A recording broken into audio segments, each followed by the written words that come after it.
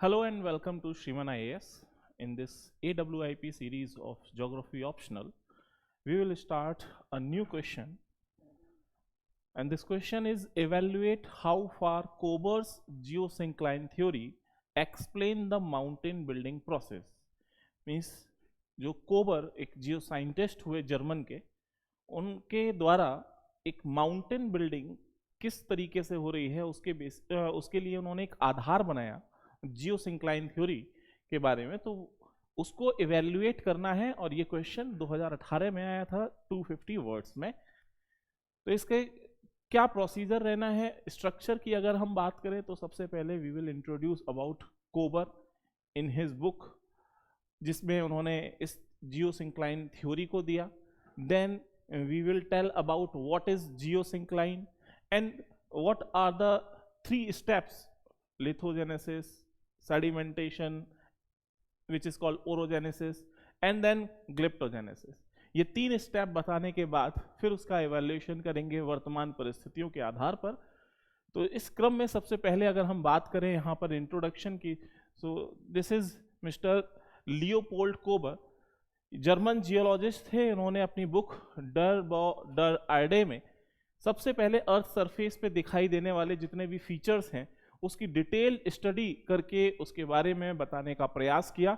और इस क्रम में उन्होंने बताया कि जब 2 प्लेट आपस में कोलाइड करती हैं, 2 lithospheric plates, it may be oceanic और कॉन्टिनेंटल, जब ये आपस में कोलाइड करेंगी तो बीच में एक जियोसिंक्लाइन अर्थात भूसन्नति बन जाती है।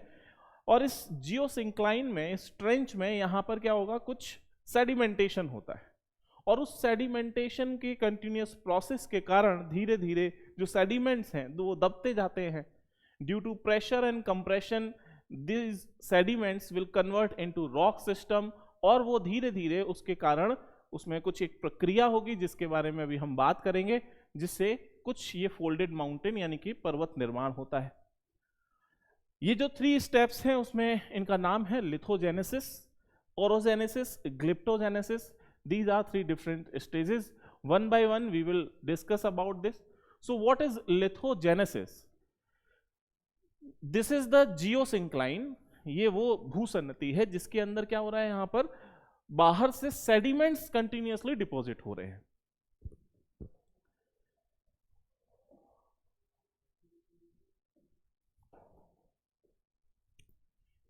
ये जो बाहर का हिस्सा है इसको हम कहते हैं यहाँ पर फोरलैंड, दिस इज फोरलैंड, या फिर आप इसको यहां पर क्रेटोजेंस ये भी बोल सकते हैं। ये बाहर का किनारा है and due to continuous deposition of sediments आप देख सकते हैं देयर आर वेरियस लेयर्स, धीरे धीरे अलग अलग लेयर्स में यहां पर सेडिमेंट जमा होते जा रहे हैं। और उसके कारण होगा क्या, कई सारे सेडिमेंट्स जब इसके ऊपर लेयर बाय लेयर जमा हो जाएंगे, व्हाट विल हैपन, यहां पर क्या होगा, ये कंप्रेस होगा। Due to compression these sediments will convert into rocks, और यहां पर वेट बढ़ रहा है। It is just like this palm, यहां पर अगर वेट बढ़ेगा तो ये क्या है, फोरलैंड है, और ये फोरलैंड एक दूसरे के पास में आने लगेंगे। मींस इसका वेट बढ़ा तो वेट के कारण यहां पर ये दोनों जो फोरलैंड है एक दूसरे की तरफ और आगे जाएंगे। और जब ये चीज आगे जाएगी, मींस ये फोरलैंड एक दूसरे की तरफ शिफ्ट होंगे, तो उसके कारण क्या होगा, बीच में कॉन्ट्रैक्शन, बीच में जो सेडिमेंट्स हैं वो स्क्वीज होंगे, दबेंगे, और दबने के बाद वो सेडिमेंट्स उसके अंदर वलन उत्पन्न होगा, फोल्डिंग उसमें उत्पन्न होगी, और यही प्रक्रिया आगे पर्वत का निर्माण करती है। तो लिथोजेनेसिस क्या है, सबसे पहला स्टेप है कि जो जियोसिंक्लाइन है, इस जियोसिंक्लाइन में कंटिन्यूअस सेडिमेंटेशन हो रहा है और सेडिमेंट डिपोजिशन, और उसके कारण क्या होगा, सेडिमेंट धीरे धीरे नीचे दबते हुए जा रहे हैं। मींस रिजल्टेंट सब्सिस्टेंस नीचे की ओर हो रहा है, सब्सिस्टेंस ऑफ फ्लो। पहले इस लिथोजेनेसिस में ये प्रक्रिया हुई, मींस सेडिमेंट जमा हुए, ऊपर से एक नई लेयर बनी, फिर उसके ऊपर नई लेयर बनी, और वो कन्वर्ट हो गए रॉक्स में।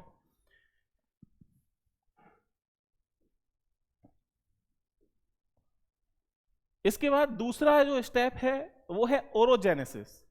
ओरोजेनेसिस माउंटेन बिल्डिंग को कहते हैं। अब यहां हुआ क्या कि आप देखिए ये जो फोरलैंड है, यहां पर लैंड कंप्रेशन क्या हो रहा है, क्योंकि कंटिन्यूअस नीचे की ओर दबाव पड़ रहा है, प्रेशर यहां पर बढ़ रहा है, और उसके कारण जो फोरलैंड है वो एक दूसरे की तरफ बढ़ रहे हैं, और उसके कारण क्या होगा, बीच में फोल्डिंग उत्पन्न हो जाएगी, वलन उत्पन्न हो जाएगा, और इस प्रक्रिया को हमने नाम दे दिया ओरोजेनेसिस। यहां क्या हो रहा है, the geosyncline sediments are squeezed. क्यों होगा, क्योंकि यहां पर वेट बढ़ा था, वेट इंक्रीज हुआ, इस कारण से ये फोरलैंड एक दूसरे के पास में आए, स्क्वीज हुआ, फोल्डिंग हुई, और उसके कारण कन्वर्जेंस ऑफ फोरलैंड्स, जो लैंड कंप्रेशन आप दिखाई दे रहा है ये यही है, और इसके कारण यहां पर आपको दिख रहा है कि कई सारे फोल्डिंग हो रही। तो this is the second step, and then third stage which is the final stage known as glyptogenesis. और इस ग्लिप्टोजेनेसिस में क्या है, ये स्क्वीजिंग इतनी ज्यादा हो जाती है कि फोल्डिंग बहुत ज्यादा आगे निकल जाती है। दीज आर फोल्डेड माउंटेन्स और फोल्डेड रेंज, ये सेडिमेंट्स का ही फोल्डिंग है, और यही क्या बन गया है, mountains. So gradual ascent of mountain ranging, जो पहले वाला स्टेज था, मींस दीज फोल्ड्स, ये अभी भी उतना ही है, लेकिन कंटिन्यूअस कंप्रेशन इसमें लगता रहेगा, तो उसके कारण क्या है कि धीरे धीरे इसकी हाइट इंक्रीज होती हुई जाएगी। मींस यहां पर continuous ascent of the mountain ranges यहां पर आपको दिखाई देगी, and ongoing denudation process will start. इसके बाद फिर अपर्दन होगा, वेदरिंग, अपक्षयण, तो वेदरिंग एंड इरोजन, वो दोनों चीजें उसके बाद स्टार्ट हो जाएगी। कुल मिला के माउंटेन बनने की जो प्रक्रिया है, कोबर ने बहुत अच्छे से एक साइंटिफिक वे में उसको समझाया। ये तीन जो चरण हैं, आप अगर इनका प्रैक्टिकल एप्लीकेशन देखें वर्ल्ड में कहां तक हो रहा है, कोबर की जो ये जियोसिंक्लाइन थ्योरी है, ये कहां तक सही है, कहां तक उचित है, इसी को तो इवेल्युएट करना है इस प्रश्न में। तो आप इस वर्ल्ड मैप में देखिए, नॉर्थ अमेरिका में रॉकीज माउंटेन है, साउथ अमेरिका में एंडीज माउंटेन, यहां क्या हो रहा है, पैसिफिक ओशन की प्लेट नॉर्थ अमेरिकन प्लेट के बीच में कोलिजन हो रहा है, ऐसे ही साउथ अमेरिकन प्लेट और पैसिफिक ओशन प्लेट के बीच में कोलिजन हो रहा है। यहां पर अगर आप यहां आते हैं यूरोप और देन यूरेशिया में अगर आप आ जाइए, आल्प्स, कॉकेसस, हिमालयाज, और इसी तरीके से यहां वर्खोयास्क, कुल मिला के हर जगह जहां कहीं पर भी प्लेट कोलिजन हो रहा है, जहां पर दो प्लेटें टकरा रही हैं, जो जियोसिंक्लाइन बनी है, उसमें सेडिमेंटेशन प्रोसेस हुआ। जैसे अगर हम अपने इंडिया की बात करें, तो ये जो इंडियन प्लेट है यूरेशियन प्लेट से टकराई, और जब वहां पर वो टकराई तो टेथिस सेडिमेंट्स उस जियोसिंक्लाइन में दब गए, और उनके दबने से, उन पर कंप्रेशन पड़ने से, इन्हीं तीनों प्रक्रमों से गुजरने के बाद क्या बन गया, यहां पर हिमालय बन गया। यानी कि जो कोबर ने जो थ्योरी दी है वो बिल्कुल सही थ्योरी है, इवेल्युएशन किया जाए तो बिल्कुल सही निकल के आता है। मींस अगर हम बात करें कि कोबर की इस थ्योरी के पीछे का मुख्य बल क्या है, वो मेन फोर्स क्या है जिसके कारण जियोसिंक्लाइन थ्योरी चल पा रही है, तो उसमें आप पाएंगे फोर्सेस ऑफ कॉन्ट्रैक्शन। और ये फोर्सेस ऑफ कॉन्ट्रैक्शन क्यों जनरेट हो रहा है, क्योंकि उस गड्ढे में, उस ट्रेंच में, उस जियोसिंक्लाइन में सेडिमेंट्स कंटिन्यूअसली डिपॉजिट हो रहे हैं, ठीक है, produced by the cooling of the earth. और अल्टीमेट उसके पीछे का भी कारण क्या है, यानी कि प्लेटों के बीच में जो मूवमेंट होता है, प्लेटों का जो मूवमेंट है, जो इससे पहले वाले क्वेश्चन में हमने देखा था, और वहां क्या था, कन्वेक्शन करंट थ्योरी, यानी कि जो मेंटल वाला भाग है, मेंटल में जो मैग्मा प्लूम बह रहा है, उनका कन्वेक्शन करंट इन प्लेट्स को शिफ्ट करने में, आगे बढ़ाने के लिए जिम्मेदार होता है। तो एक साइंटिस्ट हुए जिनका नाम है J.S.T.S, वो लिखते हैं, Kober is definitely a constructionist, contraction providing the motive force for the compressive stress. It means जो बात इन्होंने बताई है, जो जियोसिंक्लाइन थ्योरी के आधार पर माउंटेन बिल्डिंग थ्योरी उन्होंने गढ़ी, वो सही है, उसमें कहीं पर भी गलत चीज नहीं दिखाई देती। तो कुल मिला के जो हमारा ये 250 वर्ड का क्वेश्चन है, उसको कुछ इस प्रकार से अटेम्प्ट करना था। जल्द ही मिलते हैं एक नए क्वेश्चन के साथ।